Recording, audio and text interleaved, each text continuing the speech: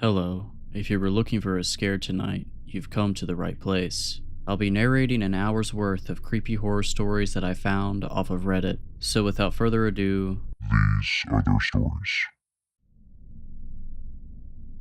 My father was a pretty easygoing person. He was always the fun dad who'd get my brother and I what we want from McDonald's or take us to the arcade downtown over the weekend. We'd play catch in the backyard and go hiking in the Green Mountains that always stood as the backdrop of my childhood. He was a very outgoing person and active in our small town community. He coached my baseball team and sometimes stood in as an assistant scoutmaster for our local troop, Troop 191. I looked up to him a lot, more than maybe most if I'm being honest with myself. Definitely more than my brother Sean. And now I look back at how my father was, especially during my most formative years, and I wonder how exactly he did it. He was the owner of a local security company. They'd set up cameras, alarms, the whole 9 yards. They also provided guards and watchman services. As far as I'm aware, these jobs were few and far between. It was fairly rare that any person or place really needed protection in Harmon. Our police force had a total of 5 members, and they were all part-timers other than the chief. What I didn't realize as a child was my father's company was farther reaching than Harmon's vague borders with the wilderness that surrounded it. They were contracted across the state, across New England sometimes. Again, most of this was alarm and camera security system work. Glorified electricians essentially, but they were good at what they did. The watchman positions only became available every once in a blue moon, and that was only because my father rarely took those jobs. He didn't even have dedicated employees for the work, simply hired freelancers looking for a quick buck, essentially watching cameras in an office for 8 hours a night. Things started to change after the recession, however. People didn't have the money to splurge on expensive security systems. My father knew we would struggle if he didn't make changes, and soon what was the outlying limb of his business became its core. People needed work, more and more properties were being neglected and abandoned, and my father saw that opportunity to capitalize on both. I remember he started coming home later than usual. Sometimes I didn't even see him until the next morning. Frankly, I was too young to really know what was going on. Sean might have been more aware, but I've never talked to him about it. As I grew up, I learned little bits and pieces of the night watchmen my father employed and the places they were hired to guard. He'd usually have some funny story to tell of the nightly reports he had come in. Sometimes there was nothing he'd tell me, however. When he got home, he'd simply drop his coat off in the mudroom and brush past my brother and I towards my mother with nothing but a shallow smile. I would watch my mother wrap her arms around him and they'd quietly walk into the next room, away from our prying ears and my prying eyes. As I grew older and all through high school, I was asked by many of my classmates if my dad could get them into one of the many properties which they surveyed. I'd always say no, of course. My father was very adamant about how dangerous those places were. He'd always say, "We aren't protecting the property from people, we are protecting people from the property." And anytime anybody I knew would try to make it past the watchman, they would end up in my father's office by the morning. Despite usually having known them since they were 5, Harmon was a small town after all. He never hesitated to let the police teach them a lesson. That included my best friend Devin, who lived 2 houses down from mine. Devin was probably one of the worst offenders if I'm being honest. I never dared join him on any of his expeditions, but once he got a car he was gone pretty much every single night. He was a smart kid, far more intelligent than the normal crowd that would break into any of the places my father's company surveyed. As a result, he got away with it. He wasn't there to trash the places though, just explore from what I was told. He'd show me pictures he took off his camera during lunch at school the next day, and to be honest, I didn't really understand the appeal. They just seemed like abandoned buildings, dirty, dusty, and probably dangerous. My father's words were still etched into my mind. Devin always defended his expeditions, however, despite the risks he took to achieve them. After high school, I honestly didn't know what to do with myself. I tried my hand at community college, but that didn't go far. Looked into the trades, but I'll be the first to admit I wasn't built for the blue-collar lifestyle. After 6 months or so in the spring of 2018, my father offered me a job. "Hey kiddo, can I come in?" he asked, knocking on my bedroom door. I swung around in my desk chair, pausing the game I was playing. "Yeah, of course," I replied with a bit of hesitation. I knew this conversation was coming. It had been months and I'd been stuck working at the local urgent care behind the front desk, a carryover from my short interest in pursuing medicine. It wasn't the most glorious work, and sometimes it certainly wasn't pretty, but I was comfortable there. He sat down on the bed across from me and folded his hands, letting out that sigh that always came before your parents said something you didn't want to hear. Adam, we need to talk about where you're going, he said plainly. What do you mean where I'm going? I mean where you're going, what you want to do with your life, college, career, anything at all. I hate seeing you just wasting your time here. He elaborated. Dad, I have a steady job. I'm just figuring out what I want to do, I said as sternly as I could muster. It was a weak attempt. You told me that back in the fall. It's May now, son. I gave you your time. Now I just can't watch you waste your time anymore, my father admitted. What are you trying to say? I asked with a bit of hesitance. I want to give you an opportunity, since clearly you aren't pursuing one yourself. He finally spit out, a job, working for me.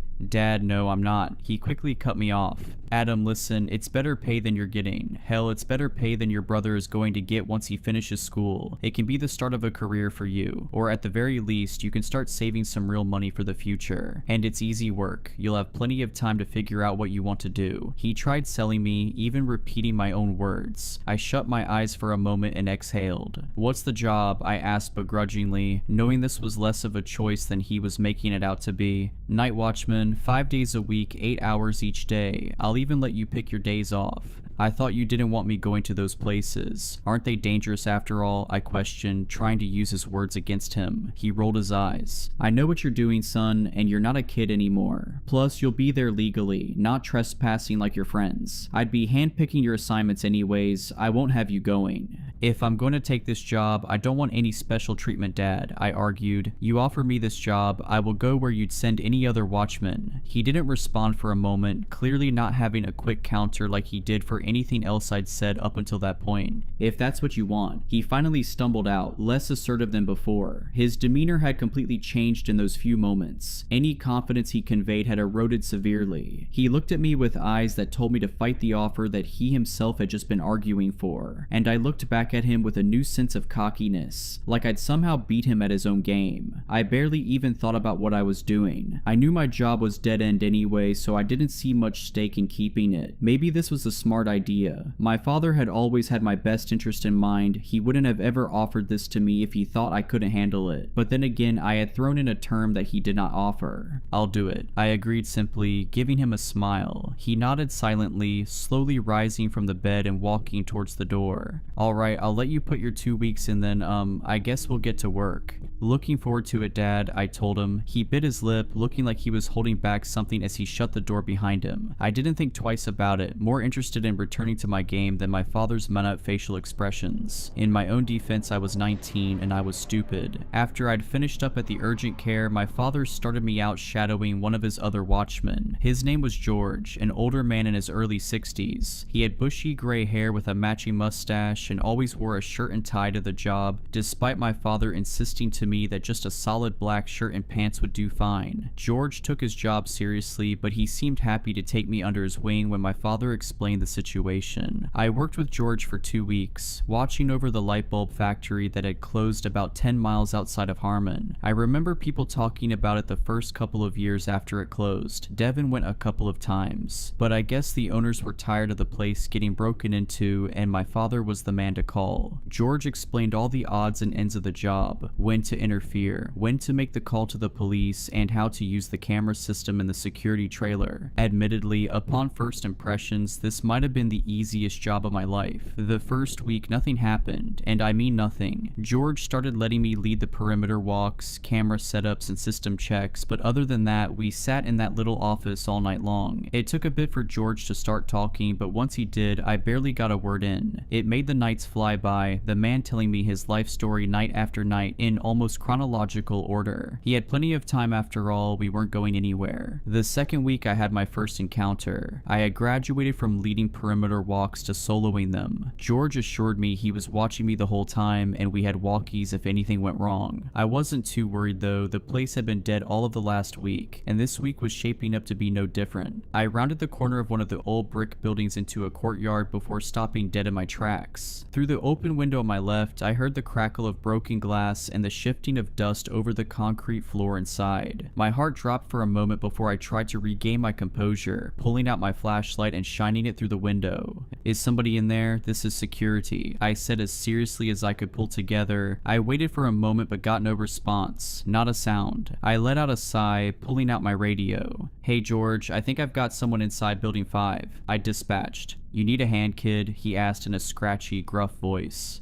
I'm gonna check it out myself. I'll let you know, alright?" I decided, starting to walk towards the ajar door to the left of the window. Also, they've got to secure these doors. "I've been saying that for months. Alright, just watch yourself in there, Adam. Remember, these places can be dangerous," he advised. "I can be there in 2 minutes if you need." "Got it, will do." I answered quickly, clipping the radio back to my pocket and pulling open the old metal door. I stepped up to the factory floor and found the space completely void of movement, void of sound, void of life. It was dark, dank, and water pooled where the ceiling leaked. Old equipment was still bolted to the floor and made the vast space feel like a maze with only my flashlight to guide me. I called out again. "This is security. If you're in here, I'm gonna find you. This is private property and you're trespassing," I said, repeating another one of George's lines he taught me. My words echoed off the distant walls of the space, making me feel even more isolated and small. Despite it being a pleasant 65 outside, inside it couldn't have been higher than 40. I shivered as I stepped further into the moonlit space, surveying every nook and cranny I could find. A shiver went up my spine as I crossed into the next room. It might as well have been a clone of the last, but it felt noticeably different, colder and heavier, even more decayed. I heard the sound of the debris swishing under my feet as I walked. Dust, chipped paint, and glass crunched as I inspected the room, the same as the one before it. As I came to a stop and looked up at one of the massive pieces of machinery, I realized something was seriously wrong. While I was standing still, the sound of my footsteps kept going without me. And this wasn't an echo. That would have only lasted for a couple of seconds at most. This was clear, it was close, but slowly it sounded as if it were moving away. I stayed completely still, my heart pounding as I listened to the sound step around the machines, onto the catwalk with its distant metal clank, and back down to the factory floor on the other side of the room. Then it came to a standstill and the room returned to silence. I finally turned my head, my flashlight shaking in my hand as I crept around the corner, and there, standing at the far doorway into a long dark hallway, was the silhouette of a man. He stood completely still, almost like a cardboard cutout. I shined my light towards him, but the beam seemed to almost dissipate before it made it across the room. Despite what George had told me time and time again about confrontations, I had to admit I was terrified. As I slowly walked closer, I had to keep reminding myself that it's just a person. "Sir, you can't be here. This is private property," I stumbled out, completely failing to deliver an intimidating tone. I got no response from the man. His silhouette stayed exactly in its pose, standing almost inhumanely straight up. Even as I approached him, my flashlight's warm glow still wouldn't reach him. I tried whacking the battery compartment to get a little more juice out of the light, but all it did was kill the light completely. I tried to stay calm as the silhouette watched me from the doorway. I frantically tried sliding out the batteries and reinserting them, my eyes dashing between my hands and the silhouette. Screwing the cover back on, I flicked on the light to find the figure was gone. "Hey, stop screwing with me. We're gonna call the cops and you're going to be charged with trespassing," I warned in a futile state of panic. I turned around in circles, shining the light on any and every surface of the room. He hadn't gone far, he couldn't have. I didn't even hear his footsteps and it had only been a moment. I finally rested my eyes back in front of me and there, just as I'd left him, was the silhouette of the man. The flashlight did nothing to give the figure any details. He remained as dark and featureless as our surroundings. "What the?" I whispered through quivering lips, dropping the light to my side. Finally, for the first time since I'd laid my eyes on him, the silhouette of the man moved. His arm stretched stiffly towards the open door, like the muscles hadn't been used in years. His hand closed slowly into a fist and he began to knock against the metal. At first they were nonsensical, slow, and the sound of the metal interrupted the immense silence that filled the space between us. I stood completely stunned, frozen, and unable to move. I thought to turn and run, but I feared what would happen if I lost eye contact with the figure. I could feel my heart pounding as the knocks started to become more consistent, but still slow and intentional. The man let the sound play out before he'd go again, and the knocks became more aggressive and loud, almost unnaturally so. The sound seemed to bounce off the walls, surrounding me in a way that I couldn't explain. Then it came to a stop as quickly as it began. The arm lifted one last time and gently tapped the door in a familiar rhythm, the shave and a haircut. I watched it lower back to to his side, just as jagged and stiff as it had raised. The figure's body then turned to face the open doorway to his right and slowly, almost robotically, walked through the door and out of my view. I quickly started to breathe freely again, my breaths long and labored. "Get your stuff together, Adam. Get this guy and call George," I whispered to myself as I hesitantly stepped forward. My slow walk quickly grew to a run as my fear mounted. The worst case scenarios and unknowns were building in my mind before I whipped around the corner the man had just stepped through. The room was small, with lines of shelves on either side and a small window towards the ceiling at the far end. Its safety glass was shattered, but the wire mesh kept it in place. The room was empty. Nothing disturbed, no footprints, no other way out than through the doorway I'd watched since he'd walked through it. Any sense of calm I had disintegrated almost immediately. My eyes danced from wall to wall, hoping somehow I'd missed the full-grown human that should have been standing right in front of me. My mouth fell agape as I stepped back slowly, almost dropping my flashlight with how much my hands were shaking. I grabbed the walkie from my pocket, admitting defeat as I was completely and unabashedly freaking out. "George, hey, it's Adam. I don't know what's going on, but this guy keeps disappearing and he was banging on the walls trying to freak me out. Can you give me a hand finding him?" I asked, my voice a stuttering mess as I tried to downplay exactly what I'd been experiencing. The line stayed static, my mentor's familiar gruff voice absent where it should have been. "Hey, you there?" I asked again after a few moments of static, and again I heard nothing. George, pick up the walkie," I ordered, feeling the panic swelling inside me, but George never answered. I looked in either direction, trying to find the nearest exit. In the darkness, I couldn't make out anything, and I tried to retrace my steps towards the door I'd entered through. My walk was slow, cautious, as I moved around the dusty assembly lines and heavy machinery. As I passed a row of dirty, fogged windows, a rush of wind whistled through the building, sending the trees outside swaying and loose debris inside flying. Tree branches smacked against the windows as I passed, making me jump back in fright. I was more on edge than I'd ever been before, and if I'd heard a pin drop, I imagine my ears would have caught it. I continued past the windows, barely making it a few feet before realizing that something wasn't right. While the wind had subsided, the branches kept hitting the windows. I swung my light around faster than I'd ever moved before, but it revealed nothing. The branches were completely still, yet the tapping continued. It was slow, purposeful, and I quickly understood its source wasn't something outside. I finally took off in a dash towards the next room, the soft taps of the window behind me turning into aggressive, loud bangs. The sounds bashed off of different materials, metal, brick, wood, anything that was available. I didn't dare look behind me as I tripped around the corner into the next room, but it followed me faster than I could run away. I could hear objects right beside me being pounded, smashed and tossed, shaking the floor beneath my feet. I saw the moonlight shining through the open doorway in front of me as I kept running as fast as I possibly could, the vigorous, angry violence behind me gaining closer and closer to my ears. I heard loud bangs against the brick wall beside me, so strong that the plaster began to crack and chip. I swung around the handrail and felt something knock my leg out from under me, twisting my ankle as I tumbled down the stairs and out onto the crumbling concrete. I didn't move for a moment, almost hoping that I could somehow play dead, but that thought didn't last long. I quickly pushed myself to my feet, feeling the throbbing pain in my ankle as I hobbled away from the doorway. I barely made it 5 feet before collapsing to the ground again, starting to cry as I rolled onto my back. I picked my head up and looked back at the factory building. Silence surrounded me as if nothing had happened. The leaves of the trees rustled quietly above, and that was all. In front of me, standing in the doorway I'd just come through, was the man, his black silhouette almost blending into the darkness behind him. I stared at him, frozen and helpless like a deer in headlights. He simply stood for what felt like hours before moving his arm to the metal door, just as he had back inside. He balled his hand and gave the door 2 solid, slow knocks. Then he turned and the black silhouette slipped back into the shadows. I walked in agonizing pain back to the security trailer, my entire leg throbbing in pain as I tried to move as quickly as I could. I kept trying to radio for George, but even outside, the walkie couldn't reach him. When the trailer came into view, something immediately seemed wrong. The lights inside were off. The flood lamp that was pointed down onto our security car had gone out as well. The place seemed lifeless and empty, just like the rest of the factory. Crap, I muttered under my breath as I hobbled up the stairs and through the door. The room was cold, dark, and almost devoid of sound. George's usual early morning radio show had been replaced with white static, and in the office chair, hand grasping his chest, was George. He was heaving heavily, his eyes terrified as they rolled over to meet my own. I nearly nearly fell again as I hurried to his side.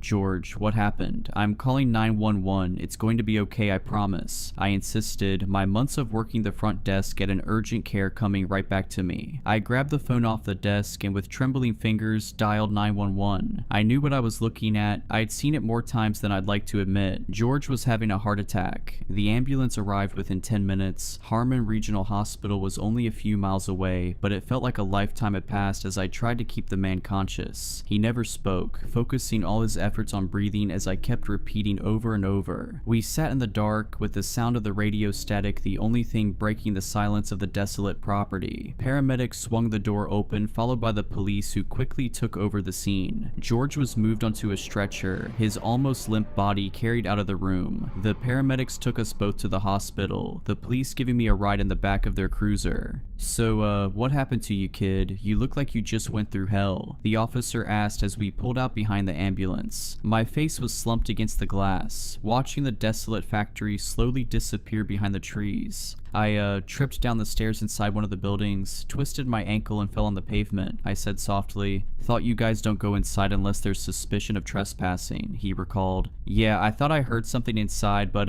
didn't find anyone. Probably was just an animal," I tried to say, the words barely able to trickle out of my mouth. "Right. Guess you guys get a lot of that. Just so you know, if you think someone could be in there, we can investigate. I can have officers inside and—" "No," I insisted, a renewed energy in my voice. I couldn't imagine having any other soul enter that place, and I certainly wouldn't have it happen because of me. It was an animal. You don't need to have anyone go in there. Trust me." Alright, if you say so, kid, if you say so. I told my father the same thing when he and my mother made it to the hospital. My mom was just relieved I was alright. I looked worse than I really was, despite the cuts, bruises, and boot I got put on my foot for the next 2 weeks. My father looked at me differently, however. He was all smiles, glad I was safe, and said he was sorry I had to go through the whole ordeal. But there was something else in his eyes I couldn't quite place. Mannerisms that didn't quite match. I didn't really understand it, and at the moment I didn't really care to, but I do now. I was back on the job after the boot came off. My dad got one of his other guys to cover the factory with George out of commission. He lived through the heart attack, but never went back to work at that factory. He never told a soul what happened in the time he was alone either, and I did the same. Not until right now. I worked for my father's company for a year and a half, and there are many things that I never understood about what would happen on that job. Long after the knocker, as I started to call him, but whatever happened always stayed there. And I didn't. Now I'm happy to say I don't have to work the nights. I don't even work in security. I live with my girlfriend Emma 2 states away, and I've been happy. Money is good, relationship is good, life is good. My time working as a watchman doesn't even cross my mind. It's always been covered up by something better. But last night I woke up in the middle of the night. Emma was still asleep, her dirty blonde hair having fallen over her face as she slept facing me. I couldn't help but smile. She always looked funny when she slept. I stretched a little under the covers as I adjusted and got ready to shut my eyes again. I let out a long breath before settling in again, rolling over and shutting my eyes. But just as quickly as they shut, they were quickly wide open again. I heard a knock on the glass, and then another, and then more. They were delicate but purposeful, almost rhythmic. It lasted almost 10 minutes and ended in the same way, a shave and a haircut. I've spent the entire day today trying to figure out what caused it. Wasted my entire Sunday. I tore the house apart and checked every inch of the exterior, every bush, every tree, anything that could reproduce the knock, but it was a dead end at every turn. In the back of my mind, I knew I was simply delaying the answer I already knew was right. Emma thinks I'm going crazy trying to find the source of a knock that wasn't even loud enough to wake her up, but she doesn't understand and I don't intend to explain it to her. Not yet anyway. I'm afraid to go to sleep tonight. I don't know what will happen. Maybe nothing, maybe the same thing, maybe something worse. The unknown worries me because the knocker isn't the worst thing I encountered on that job. And as much as he terrifies me, there are much bigger fish in the sea.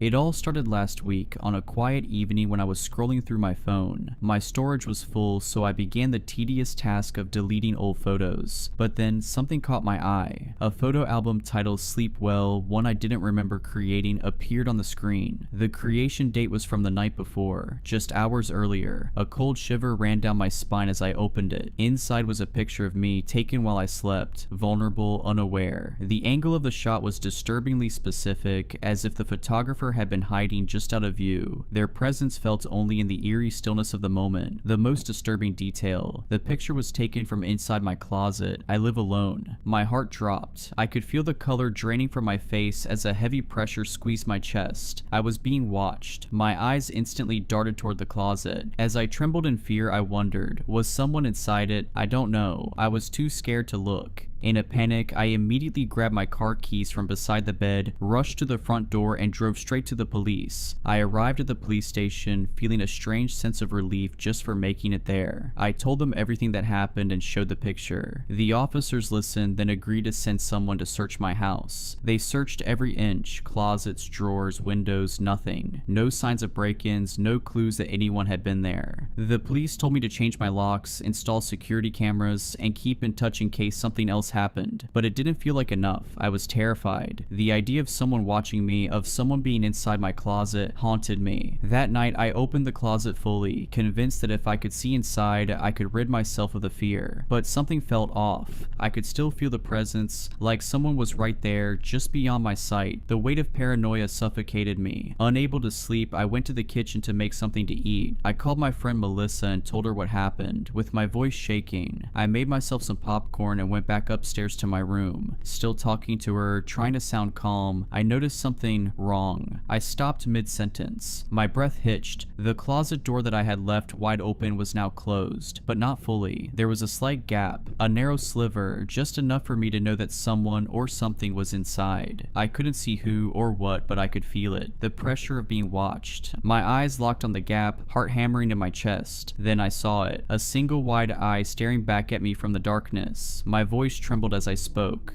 "Hello, are you still there?" Melissa asked, confused by my sudden silence. I couldn't answer. My body was frozen. Someone was inside the closet. I was sure of it. I slowly pulled my bedroom door shut, my hands shaking as I gripped the doorknob. I locked it. Then, with my heart racing, I ran outside and called the police as I stood in my yard, too terrified to go back in. When the officer arrived, I rushed to explain. I locked them in my room, I swear. They're in the closet. They were watching me. The officers moved quickly, their hands steady, trained. They entered my room, opened the closet door, and nothing, no one. The closet was empty. There was nowhere for anyone to hide. The room was on the second floor with windows secured by metal bars. No exit, no secret passage. The officer returned to me, his face tight with frustration, his politeness wearing thin. "Ma'am, I know you're scared, but you can't call us every time you forget you closed your closet door. Be sure to only call us when you're certain it's an emergency. I suggest you sleep somewhere else until you've recovered from this panic."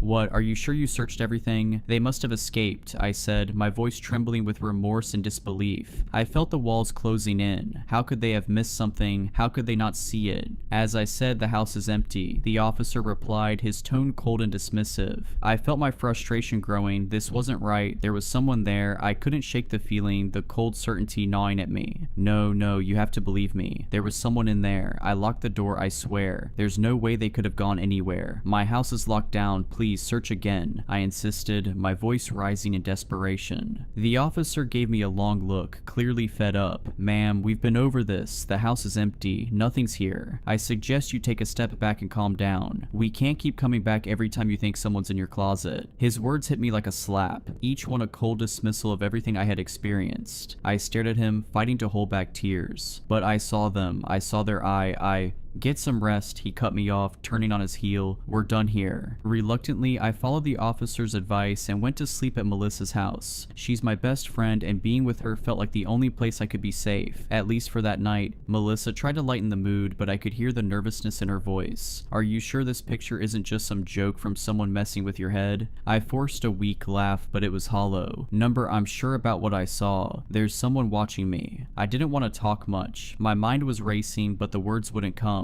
I hadn't been able to explain it properly to the police, and now I couldn't explain it to her. The fear was too real. Melissa's husband was out of town, so I ended up sleeping next to her. I was too scared to sleep alone. That night, I finally felt a little safer, a little less alone. The next morning, things felt better. Being with my closest friend gave me a sense of comfort. I ate breakfast, tried to distract myself, but there was one thing I couldn't shake. The picture. I had to know. I had to see it again. Melissa asked, "Can you show me the picture picture again. I didn't want to look at it, but I opened my gallery anyway. I could feel my heart thudding in my chest. I stared at the album for a moment before clicking on it. My stomach dropped. There was another picture in the album, a new one. I zoomed in. I couldn't believe it. It was a picture of me, but this time I wasn't alone. Melissa was lying beside me, just like the night before, but the perspective was wrong. It was too close. Whoever took the picture was right next to us, and in their hand they were holding something, a rag doll. The doll looked just like me, the same dark hair, the same clothes, the exact same features. Even the expression on its face mirrored mine. The doll was lying in the same position I was, as if it had been placed there beside me, sleeping. In the background I saw the shadow of who took the picture. My heart stopped. My hand shook as I dropped the phone. The safety I had felt with Melissa was gone. All that comfort I had wrapped myself in vanished, replaced with a cold, suffocating fear. I wasn't safe. I wasn't safe anywhere. Melissa tried to calm me down, but it wasn't working. My panic was too overwhelming, and she could see that I was shaking, unable to catch my breath.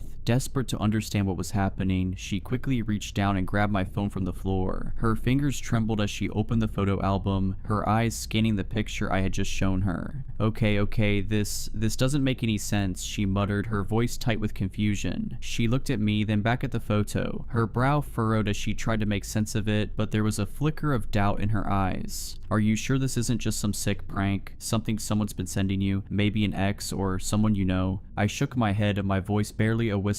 No, Melissa, I swear, it's not a prank, this is real. Someone's in my life, and they're watching me. Her expression faltered for a moment, and I saw her hesitate, her eyes darting nervously around the room as if she could feel the weight of something watching her too. Slowly, she handed the phone back to me, but this time I noticed her hand was shaking. Do you think they could be here too, in my house? She asked quietly, her voice laced with a hint of fear. I swallowed hard, my own breath catching in my throat. I don't know, but I don't feel safe anymore. I don't think I'm safe anywhere. Melissa's eyes widened slightly, and she stood up from the bed looking around the room. Her voice dropped to a whisper. I don't know, I heard some noises last night, but I thought it was just the house settling. I didn't want to say anything because I didn't want to worry you. The fear in her eyes mirrored my own. For the first time I realized I wasn't the only one feeling watched. I think we need to check the house just in case, she said, her voice trembling as she grabbed her phone, preparing to call someone for help. Her eyes were wide, her body tense, as she waited for my response. Melissa looked at me, her face pale with concern. We need to go to the police, she said, her voice firm despite the obvious fear in her eyes. You can't keep dealing with this alone. If someone's really doing this to you, they need to know. I shook my head, a knot of anxiety forming in my chest. The police won't believe me, Melissa. I've already been there. They searched my house and found nothing. They said I'm just imagining things. They don't take me seriously. Melissa's face softened, but her voice remained steady as she reached for my hand. Number.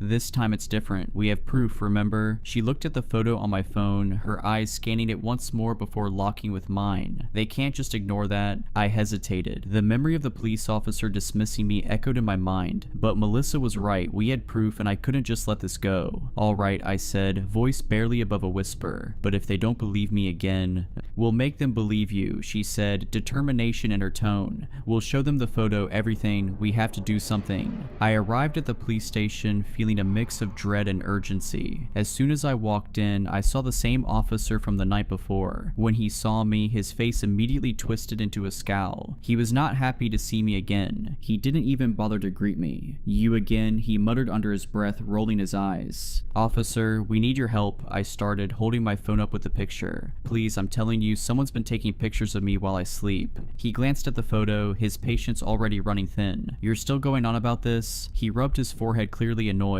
I already told you, there's no sign of a break-in, no evidence of anyone being inside your house. What do you want me to do? Investigate every closet in the city? I could feel the knot of fear tightening in my chest as I desperately tried to explain. But you don't understand, this picture, it's not just a prank. Someone's still watching me. Melissa, who had been silent until now, spoke up. We don't have any more evidence, but we've checked everything. The house is empty, but she's still seeing things. This picture... The officer cut her off with a harsh wave of his hand. Enough with the photo. photo, he snapped, clearly not believing either of us. I've already done my part. If you two are gonna waste my time, I suggest you find another way to deal with this. He took a deep breath, then sighed in frustration, clearly not wanting to deal with this anymore. Alright, he said, I'll go to your place and search your house again, but don't expect me to find anything. The officer came with us, walking into Melissa's house like it was just another job. He searched every room with annoyance, even though we had already checked everything ourselves. We stood in the living room, the tension growing as we waited for him to come out. When he finally emerged from the last room, his face was contorted with anger. There's nothing here, he said sharply. No sign of a break-in. No one's been here, so stop wasting my time. I couldn't hold it in anymore. But the closet, someone was in there. They're still watching me. Please, you have to understand, I'm not making this up. He shot me an angry look, his voice turning cold. I've been through your house and I haven't found a damn thing. You really think I've got time for some prank, some sick joke? You two think this is funny? Melissa and I exchanged a look, both of us trying to process the officer's words. My heart sank as I realized the officer was done taking us seriously. This is ridiculous, he said, his voice laced with frustration. I'm not going to keep playing along with this. No more emergency calls. You two should find a way to get some rest instead of dragging me into your delusions. He turned and walked toward the door, leaving us standing in the middle of the room, shocked and speechless. The door slammed behind him with a finality that made my whole body tense up. Melissa just stood there, her face pale, her eyes wide with disbelief. Silence. Complete silence filled the room as Melissa and I stood there in disbelief. I need to go home. It's watching me, not you. Me being here is just putting you in danger, I said with my eyes welling up with tears.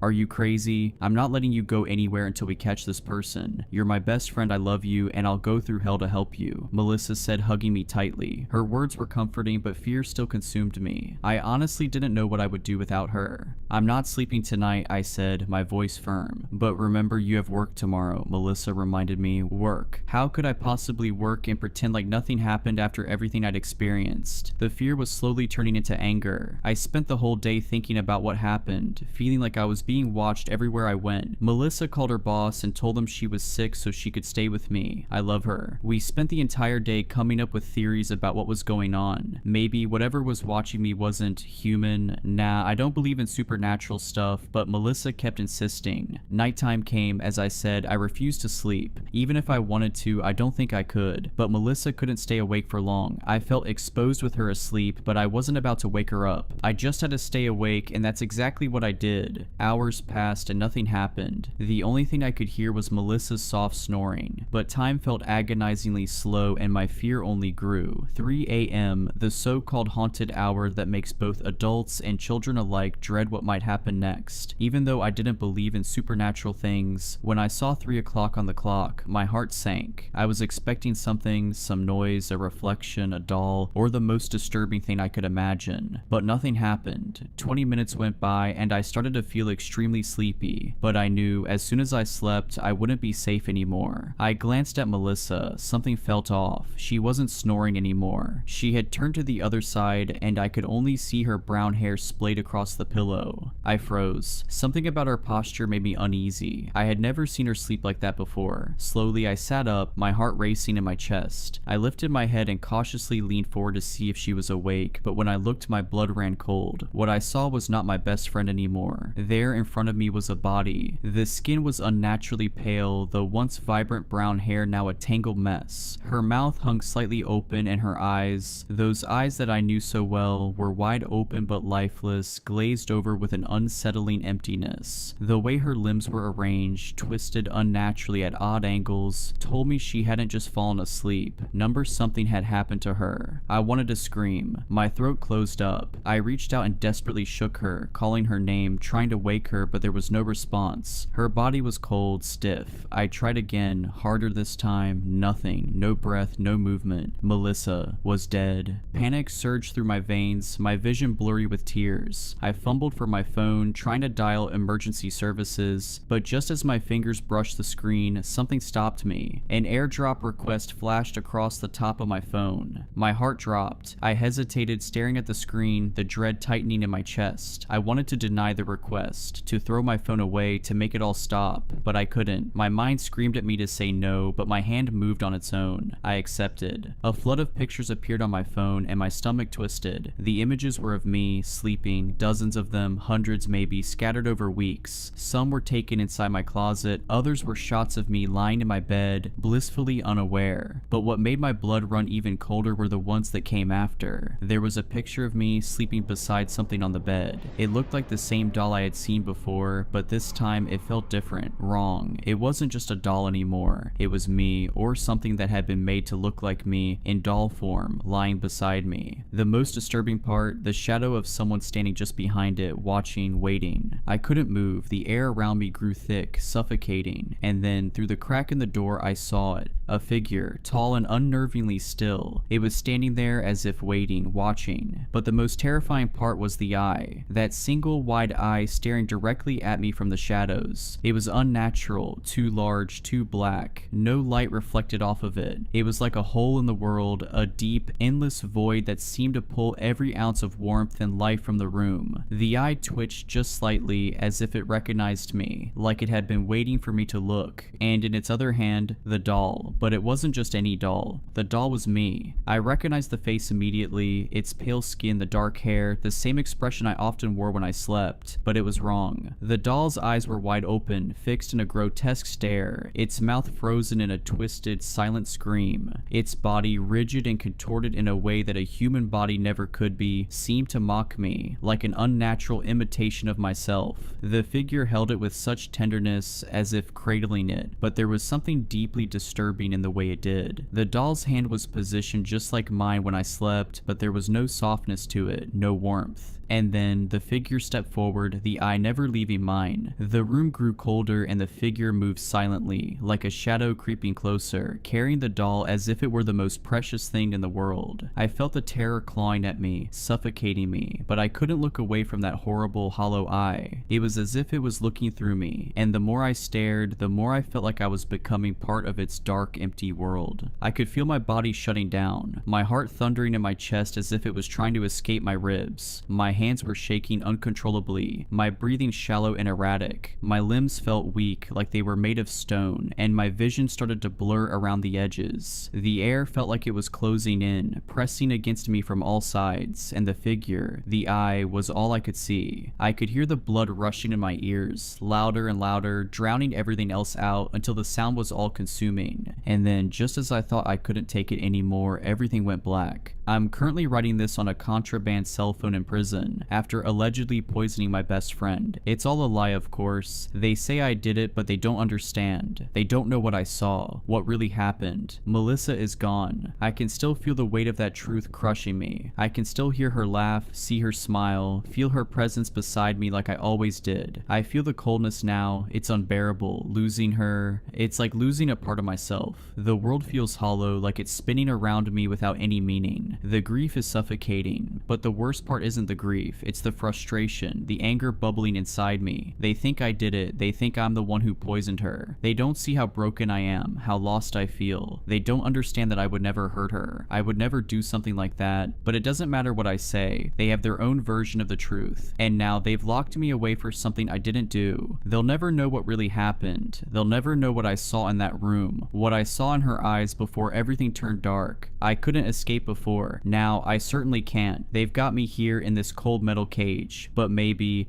I can. There's still one thing I can do. I'm the only one who could put an end to this, to everything. The figure is still watching me, I can feel it. That same eye, always lurking, always waiting. It's still out there haunting me. I thought maybe, just maybe, being locked up would give me a break from the constant fear, but no, it follows me. It's always watching. I don't know how long I can keep going, how long I can pretend that I'm okay. I can't take it anymore. The nightmares, the paranoia, the guilt, they all blur together. I miss Melissa. I miss her so much. I love you, Melissa. I always will. I can't wait to join you.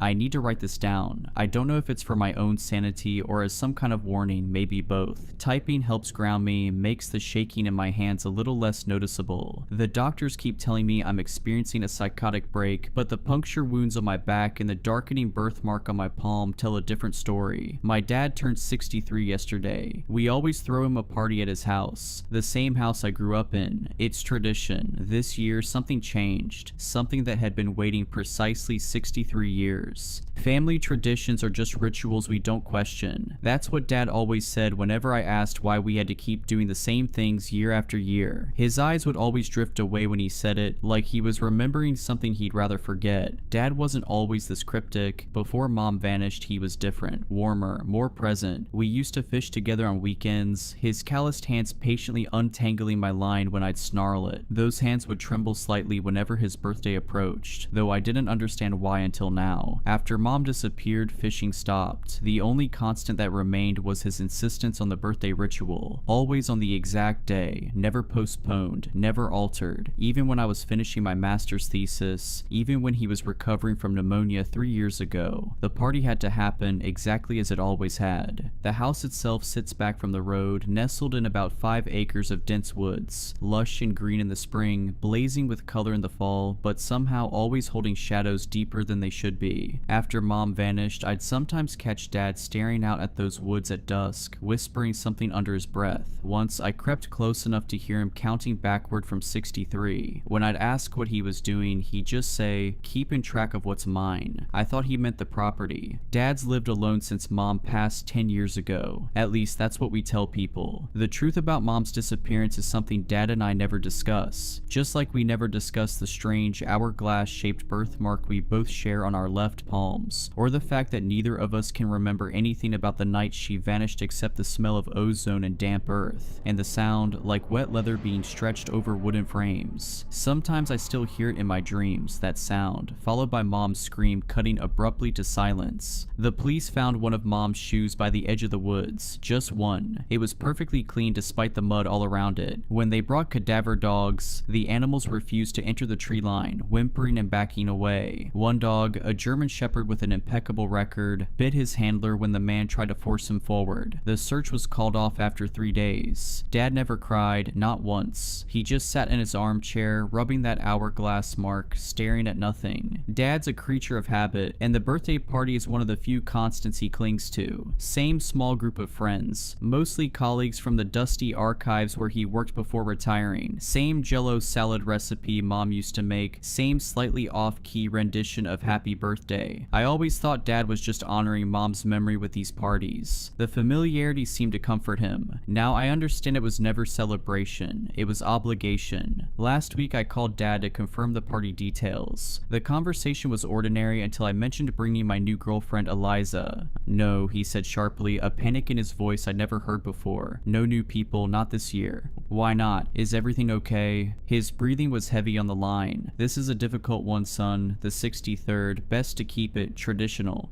What's special about 63? I asked. The silence stretched so long I thought we'd been disconnected. Then, so quietly I almost missed it, he said, "That's how many they need." When I pressed him, he changed the subject, voice resuming its normal cadence as if the moment of strangeness had never happened. "I didn't invite Eliza. I got there around 6 p.m. on the day of the party. The gravel crunched under my tires like usual, but something felt different. The trees seemed to bend inward, watching, listening. Strings of faded party lights were draped across the porch railings, buzzing with an unnatural persistence, like insects speaking in code. When I killed the engine, the silence that rushed in felt hungry. Before going inside, I noticed something odd. The wind chimes Mom had hung years ago were perfectly still, despite the breeze I could feel on my skin. I touched one. It was ice cold and made no sound, as if it were frozen in time or existing in some different medium than the air around it. Inside, the usual suspects were already mingling. Mr. Henderson, Dad's old boss, looking even more like a bewildered owl than usual. Mrs. Gable from next door, clutching her ubiquitous Tupperware container. A few others whose names always escape me, but whose faces are etched into the memory of dozens of these parties. As I shook hands with each guest, I realized something that sent ice through my veins. Each year they look exactly the same, not not just similar, but identical. I realized with a chill that Mrs. Gable's dress was the exact same one she'd worn to every birthday since I was 15. The small coffee stain on the left sleeve hadn't changed, hadn't faded, it was precisely the same stain. The amber necklace she wore caught the light in the same way, reflecting the same pattern on her collarbone. For a decade, she hadn't aged a day. Dad seemed fine at first, maybe a little tired, but he greeted me with his usual warm hug, smelling faintly of pipe tobacco and old paper. He was wearing the slightly too loud Hawaiian shirt I got him last year. Everything felt normal. The low murmur of conversation, the clinking of ice in glasses, the smell of roast beef warming in the oven. But beneath it all was something wrong, a discord like music played at the wrong speed. When Dad hugged me, his arms held on a beat too long, his fingers pressing into the spot where my spine meets my neck, as if counting the vertebrae. I pulled away, and for a second, just a flash, his eyes seemed completely black before returning to their familiar hazel. The first crack in the facade was small. I was getting a drink in the kitchen when Mr. Henderson came up beside me. He didn't say hello, just leaned slightly towards the refrigerator, his eyes fixed on the magnets holding up my childhood drawings. I noticed with unease that one drawing, a crayon scribble I'd made at age 6, depicted tall, thin figures standing in a circle around a smaller figure. I didn't remember drawing it. The crayon marks seemed to shimmer slightly, as if freshly applied. "The cycle nears completion," he whispered, his voice dry like rustling leaves. "Your father has served well, but the vessel weakens." I forced a laugh, my throat suddenly tight. "What cycle's that, Mr. Henderson? Getting Dad another year older?" He didn't smile. He just slowly turned his head, his owlish eyes seeming too large behind his thick glasses, pupils contracting to pinpricks despite the dim light. The lineage must continue. The hunger must be fed. A memory surfaced. I was 7, hiding in the hallway past my bedtime, watching Dad and Mr. Henderson bent over old maps spread across the dining table. "The confluence occurs every 63 years, Henderson had said. "That's when the door thins. That's when payment is easiest." Dad had nodded gravely, his finger tracing something on the map I couldn't see. In the memory, Henderson had turned suddenly, looking directly at my hiding place, though I was certain I'd been silent. "The boy already shows the mark," he'd said, "stronger than yours was at his age." Dad had glanced up, his face drawn with a sorrow I couldn't comprehend then. "He won't bear it," Dad had answered firmly. "I'll find another way." Now Henderson straightened up, grabbed a napkin, and walked back into the living room as if nothing had happened, but not before I caught the faintest flicker of something insectile moving beneath the skin of his neck. I reached for my phone to call someone, who I wasn't sure, when I noticed the childhood drawings on the fridge were different. Where had been stick figures and houses, now showed dark, spindly shapes with too many limbs. One showed a crude black candle with a purple flame. Another showed an hourglass with what looked like a tiny figure trapped in each bulb, their mouths open in silent screams. I glanced at my palm, where the hourglass mark seemed darker than usual. I've had it since birth. Dad told me once it meant I was a keeper of time. Mom didn't have one. I remember asking her why when I was small, and she'd looked at Dad with such sadness before answering, "Because I'm not part of the line, sweetheart. I'm just a visitor." Then she'd hugged me so tightly it hurt, whispering into my hair, "But I'd rewrite time itself to keep you safe." Mrs. Gable, setting down her jello salad, lime green as always, caught my eye and gave me this wide, unblinking stare. Her smile didn't reach her eyes. It felt stretched, painted on. She held my gaze for an uncomfortably long moment before turning away with a jerky movement that reminded me of stop-motion animation. The jello didn't wobble as she set it down. It remained perfectly still, as if frozen solid, or as if the laws of physics simply didn't apply to it. As more guests arrived, the same faces Dad had known for decades, the atmosphere grew heavier, charged with something I couldn't name. They greeted Dad with a strange formality, their handshakes lingering, their fingers tracing the hourglass mark on his palm. Their eyes scanned him up and down with an unnerving intensity, like butchers assessing a prime cut. They barely spoke to each other, arranging themselves around the living room in a loose semicircle facing the armchair where Dad usually sat to open presents. They just stood there, waiting. "Dad," I whispered, catching him alone by the hallway. "Something's wrong. These people..." "Not people," he corrected quietly, his eyes darting around the room. For a moment he looked terrified. "Never were. I'm sorry, son. I tried to keep you away from all this. Your mother and I both did. She thought if she..." He stopped abruptly as Mrs. Gable approached. "It's time for cake, Arthur," she trilled, her voice hitting notes that made my teeth ache. Dad nodded, defeated. "Yes, time for cake."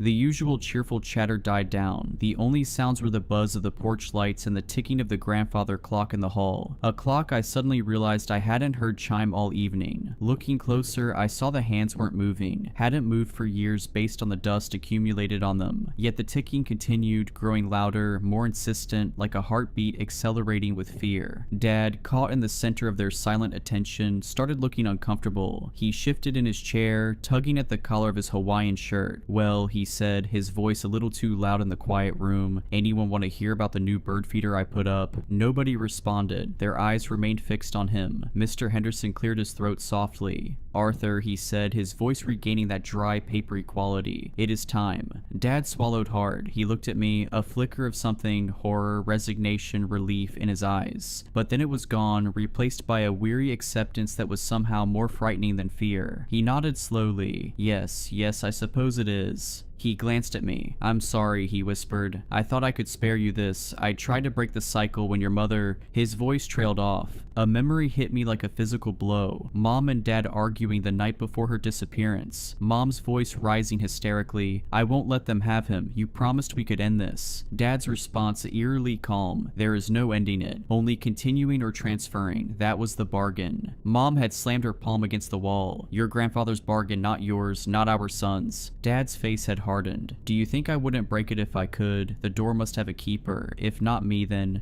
let it be me," Mom had said, her voice suddenly quiet, resolved. "I've found another way." This wasn't part of the birthday tradition, or maybe it was the only true tradition, hidden beneath the veneer of normal celebration all these years. Mrs. Gable stepped forward, carrying not her jello salad, but a small, ornate wooden box I'd never seen before. No, that wasn't true. I had seen it once in the attic when I was 7. Dad had caught me looking at it and forbidden me from ever going into the attic again. The box was carved with symbols that hurt my eyes to look at directly, patterns that seemed to shift and change when viewed peripherally. She placed it on the coffee table in front of Dad. The other guests leaned in slightly, a collective intake of breath that sounded like wind through dry reeds. "What's going on, Dad?" I asked, my voice trembling slightly. "What is this?" He wouldn't look at me. Just part of getting older, son. Some things you have to accept." He rubbed his hourglass birthmark absently. "Some bargains can't be broken." I felt a sudden stabbing pain in my own palm, looked down to see my birthmark darkening, the edges growing more defined, throbbing in time with my racing heart. Black veins began spiderwebbing outward from it, disappearing beneath my sleeve. The pain was sharp, electric, climbing up my arm like invasive vines. Mr. Henderson gestured towards the box. "Open it, Arthur. Fulfill the pact. Begin the transition. 63 years is complete. The door awaits its keeper." Pact, transition. My heart started hammering against my ribs. This felt wrong. Deeply, fundamentally wrong. These weren't Dad's friends. They looked like them, sounded mostly like them, but they were hollow, copies. Or maybe they had always been something else, wearing human appearances like ill-fitting suits. Dad's hands trembled as he reached for the box. The lid wasn't hinged. It lifted straight off. Inside, nestled on dark velvet, wasn't a gift. It was a single, large black candle. Its wax strangely iridescent,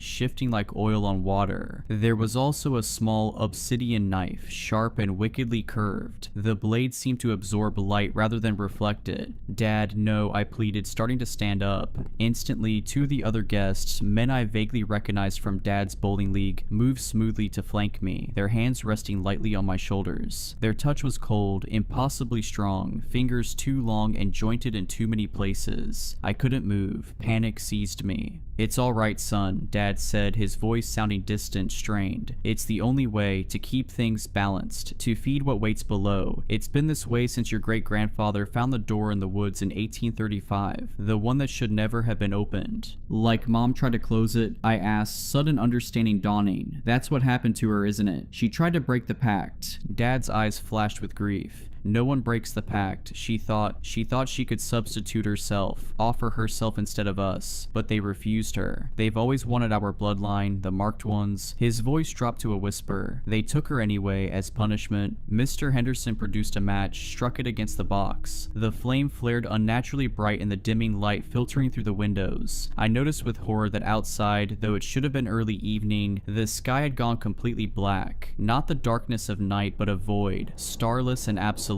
The match's flame cast no shadows despite its brightness. He lit the black candle. It didn't smell like wax, it smelled like ozone, like damp earth, like something metallic and old. The flame wasn't yellow or orange, it burned with a deep violet light that cast long dancing shadows that moved against the direction of the flame's flicker. The shadows formed shapes on the wall, elongated figures with too many limbs, contorting in what might have been dance or agony. And I remembered something else. Being 5 years old, waking from a nightmare where tall creatures with too many joints danced around my bed. Dad had come in, seen my terror, and shown me his palm. "We see them because of this," he'd said, pointing to his hourglass mark. "We're the only ones who can. That's our burden, our gift." "The offering," Mrs. Gable prompted, her stretched smile wider now, splitting her face unnaturally. As she spoke, I glimpsed something behind her teeth, a darkness, a void similar to the one that had replaced the sky. Dad picked up the obsidian knife. His knuckles were white. He looked down at his own hand, resting on the arm of the chair, at the hourglass birthmark that now pulsed an angry red. He took a deep breath, closed his eyes, and made a swift, shallow cut across his palm, directly through the mark. I tried to cry out, but the hand on my shoulder tightened, squeezing the air from my lungs. My own birthmark burned in sympathy, the pain spreading up my arm as if my veins were filling with acid. Dad didn't flinch, didn't make a sound. He held his bleeding hand over the candle's violet flame. As the first drop of blood hit the flame, it didn't sizzle. It flared, sending purple sparks into the air that hung suspended, forming momentary constellations of unknown meaning. And the guessed, they changed. It wasn't instantaneous, more like a slow motion distortion. Their faces seemed to lengthen, their eyes sinking into shadow, their mouths stretching into impossible, hungry grins filled with too many teeth. The familiar forms flickered, revealing something gaunt, elongated, and wrong underneath. The air grew cold, carrying the scent of decay and something else. Something like stagnant pond water and electricity and time itself gone stale. They weren't human. They had never been human. They began to hum, a low guttural sound that vibrated in my bones. It wasn't music. It was resonance, ancient and terrifying. It was the sound I'd heard in nightmares all my life. The sound I think Mom must have heard the night she disappeared. The sound of something vast and patient, stirring beneath reality. As the humming intensified, I noticed something horrifying. The walls of the living room were becoming transparent, revealing not the expected wooden framework, but a vast, impossible space beyond. A landscape of twisted, impossible geometry, where massive, shadowy forms moved with deliberate purpose around what looked like an enormous door, its surface carved with the same symbols as the wooden box. Through the transparent floor, I could see it wasn't dirt or foundation beneath us, but a chasm that stretched downward forever, pulsing with violet light. And Dad was changing too. The weariness fell away from him. His eyes, fixed on the violet flame, began to glow with the same unnatural light. His skin seemed to tighten over his bones, taking on a grayish, translucent quality. The lines on his face deepened, looking less like wrinkles and more like carved glyphs, forming patterns similar to those on the box. His joints began to shift, bones lengthening and realigning with sickening wet cracks. He wasn't my dad anymore, he was becoming one of them, the vessel being prepared. The blood dripped steadily into the flame, each drop met with a flare and an intensification of the humming. The figures around him swayed, their shadowy forms seeming to draw sustenance from the ritual, from my father's offering, from his transformation. I finally understood. This wasn't a birthday party, it was maintenance, a feeding, a renewal of whatever pact Dad had made or inherited or been forced into generations ago. These weren't his friends celebrating his life, they were something else, ensuring their connection, their hold, ensuring the cycle continued. The blood, that's why it had to be exactly 63 years, one drop for each year, sustaining whatever lay beyond that door until the keeper could be properly prepared. And as my birthmark burned hotter, I realized with sickening clarity that I was next. The lineage continues. The hunger must be fed. Something inside me rebelled. This wouldn't be my fate. I wouldn't become whatever Dad was becoming. Wouldn't feed whatever ancient thing lurked beneath our family legacy. I thought of Mom, who had tried to save us, who had given herself to protect me from this moment. Terror gave me a surge of adrenaline. I twisted violently, shoving backward against the unyielding grips. One hand slipped just enough. I scrambled, falling over over a footstool, kicking out blindly. I connected with something hard, a knee, and heard a sharp crack, followed by a hiss that didn't sound remotely human. The humming stopped. Every elongated head snapped towards me, their glowing eyes filled with cold, ancient malice. The illusion was gone completely now. They were monsters wearing the borrowed skins of my father's acquaintances, skin that now hung loose in places, revealing glimpses of something chitinous and segmented underneath. And the thing in the armchair, the thing that was no longer my father, slowly turned its head. Its eyes burned violet. A low growl rumbled in its chest, but I saw something flicker behind those inhuman eyes. A last remnant of my father, fighting to the surface one final time. "Run," it rasped, the voice gravelly, layered, barely recognizable. "They don't want you yet, but they will. The door in the woods, find it, close it. Your mother found a way, in her journal, under the floorboards in your old room." Its voice contorted into an inhuman shriek as the others turned toward it, their attention momentarily diverted from me. Mom's journal. She'd been trying to break the cycle all along. I didn't need telling twice. I crab walked backwards, scrambled to my feet, and bolted for the kitchen door. The cold hand snatched at me, ripping my sleeve. Something sharp, a claw, raked across my back. I screamed but didn't stop moving. I slammed through the back door, into the suffocating darkness of the woods, not daring to look back. I ran until my lungs burned and tears streamed down my face. Strange whispers followed me through the trees, and more than once I glimpsed thin, impossibly tall figures moving parallel to my path, always just beyond the range of clear sight. The darkness wasn't natural, no stars, no moon, just absolute blackness broken only by brief flashes of violet light that illuminated nothing. Then I saw it, a clearing I'd never noticed before, though I'd played in these woods all my childhood. In the center stood a massive ancient oak tree, its trunk split down the middle, creating a gap that looked almost like a doorway. Inside that gap was only darkness, but it wasn't empty. It moved, pulsed, breathed. The air around it rippled like heat waves, and the smell of ozone was overwhelming. The door in the woods. What great-grandfather had found, what mom had tried to close. As I approached, I could feel its pull, a gravity that tugged not at my body, but at something deeper, something connected to the mark on my palm. The darkness inside the split trunk seemed to recognize me, to hunger for me specifically. It knew my bloodline, it knew the hourglass mark. It had been waiting. But before I could approach it further, a deafening chorus of those humming voices rose from behind me. I glanced back to see a procession of the elongated figures emerging from the tree line, led by the thing that had been my father. They were coming for me to complete what they'd started, to ensure the lineage continued. I didn't stop until I hit the main road, collapsing onto the asphalt, gasping for air. Above me, the sky was normal again. Dusky evening, stars just beginning to emerge. A car swerved to avoid me, horn blaring. Normal sounds. Normal world. As if a membrane separated this reality from the nightmare I'd just escaped. I called the police from my cell. I told them, I don't even know what I told them. A home invasion, a psychotic break. They sent a cruiser to the house. They found it empty. No signs of a struggle, no blood, no black candle, just leftover roast beef, a half-eaten jello salad, and faded party lights buzzing on the porch. The officer gave me a concerned look as he described the scene, clearly thinking I was having some kind of breakdown. There was one weird thing though, he admitted reluctantly. All the clocks in the house had stopped, every single one showing 6:13 p.m. The exact time Dad had cut his palm. Dad is missing. His friends are unreachable, their numbers disconnected, their home standing empty as if no one had lived there for years. The police think Dad wandered off, maybe had a health episode. They look at me with pity, thinking I'm hysterical from grief and stress. But I know what I saw, I know what they are, and I know that Dad didn't just wander off. He was renewed, prepared for another cycle, transformed into something that serves whatever waits behind that door in the woods. I haven't been back to the house, I can't, but I need to. Mom's journal is there, under the floorboards. The answer to breaking the cycle might be in those pages. The answer to saving Dad, if anything of him remains, and maybe even Mom. Sometimes late at night, I think I see movement in the woods behind my own apartment, tall thin shadows flickering between the trees, watching, waiting, patient. I've started keeping track of how many I see each night. Always 63, never more, never less. The hourglass birthmark on my palm has begun to darken, the edges growing more defined each day. Black veins spread from it now, reaching past my wrist. Sometimes I wake up with the taste of ozone in my mouth and dirt under my fingernails, though I haven't left my apartment. Last night, I found a small wooden box outside my door. I didn't open it. I have started researching my family history, looking for clues about this door in the woods Dad mentioned. The librarian gave me an odd look when I requested the county's oldest maps and land surveys. Funny, she said, your father used to research the same things. As she handed me the maps, I noticed something on her palm as her sleeve pulled back, the faintest outline of an hourglass. When she saw me looking, she quickly pulled her sleeve down, but not before I saw the black veins spreading up her arm. Her smile didn't reach her eyes. "When's your birthday?" she asked, her voice too light, too casual. I didn't answer. I just took the maps and left. But as I reached the library door, I heard her whisper, "Time is running out for all of us." Back in my apartment, I spread the maps across my kitchen table. The oldest one, dated 1835, showed something that made my blood run cold. The woods behind our house were marked with a symbol, a crude hourglass inside a circle, and scrawled in faded ink at the edge of the map, "The confluence, the door, the bargain is made."